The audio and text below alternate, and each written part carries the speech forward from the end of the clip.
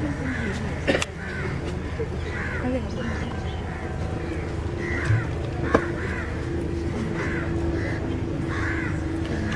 Gurudev. Good morning to everybody. Today I am here to upheld the topic. The demonetization is helpful to curb the black money. Of course, we face short-term challenges, but I am sure that demonetization experiment forecasts long-term benefits. It's the beginning of restructuring of our society to more clean society. It's the process of redistribution of our wealth. It's not a failed experiment, it's a tax on black money. What's demonetization? It's an act of stripping up of currency units of its status as a legal tender. But the issue is why and what was the need to carry out demonetization? According to RBI as of March 2016, the currency in circulation amounted to 16,415 billion rupees, out of which 500 denomination notes accounted for 48% in value and 1000 denomination notes accounted for another 39% in value. Together, these constituted more than 86% of total currency in circulation. Comparing to other countries like China, Japan and US, in India, out of total transactions, 68% by value and 98% in volume is done via cash. According to Financial Action Task Force, these high-value notes are used in money laundering schemes, racketeering, people and drug trafficking. Now, what's this black money? Black money and corruption are the two faces of the same coin. Black money is a quantum of money which is not disclosed to anybody. It takes place in a secret transaction. Both giver and receiver participate in it. Black money has two dimensions. One is generating money via prohibited illegal activities and another one is not disclosing it to tax authorities. The market of black money is very huge and the World Bank tells us the value of black money or shadow economy or parallel economy is very close to 50% of Indian GDP.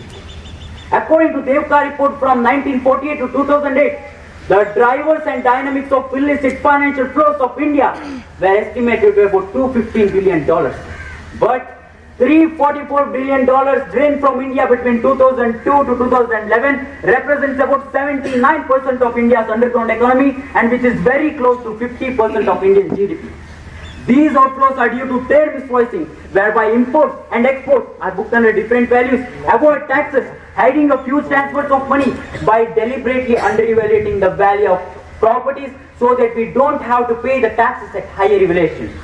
By this, we get substandard and adulterated goods, low quality roads, buy a land beyond the limit of middle class people, build a mansion, which is the total waste causes 30% of people live below poverty line, agricultural prices goes up and down. Now I want to concentrate on demonetization versus black money. On November 8, 2016, in a one single sweep, our Prime Minister Modi took a decision to demonetize 500 and 1000 denomination notes. Rendered 86% of total currency in circulation was stashed. Comparing to other countries, demonetization in India is very, very unique. There are multiple reasons to do this. To combat inflation, corruption, tax evasion, crime and cash dependent economy, to eradicate counterfeit currency, black money and to promote cashless economy. RBI's weekly figure on currency in circulation by December 30, 2017 suggests that 97% or 15 lakh crore of demonetized notes has been returned. But only 3%, that is 54,000 crore, has not been returned. Who disturbed these notes? In the sense that 100% tax, people who deposited in PM's Garib Kalyan Yojana has been returned back with 50% tax on penalty. Those who purchased gold, that is backdated invoice, had VAT. Shell companies had 18.5% MAT. Bank officials and Hawala agents made black money into white and got some amount of commissions. By depositing in Jan Dhan Yojana, poor people got some amount of commissions, paid advance salaries by losing interest. But my dear opponent friends, now you may be realized that surgical strike on black money leads to redistribution of wealth. That is, the money flowed from ivory towers to poor standing in ATM queues. That is, the money flowed from private sectors like more service, registration, VAT, GST to public sector, that is, government. Post-demonetization launched Operation Clean Money. In phase 1, 18 lakh people were asked to explain their deposits and pay penalties. In phase 2, 60,000 people were asked to explain their high-value transactions like purchase of gold, land, etc. Main source of cash deposits during demonetization. 57.5% cash sales, 20% cash out of savings, 9.6% other cash receipts, 4.2% cash receipts exempt from tax, 4.2% cash withdrawal from bank accounts, 4.9% loan repayment in the form of cash, and 1.7% others. My opponent friend said that demonetization is a failed experiment. No, I oppose this.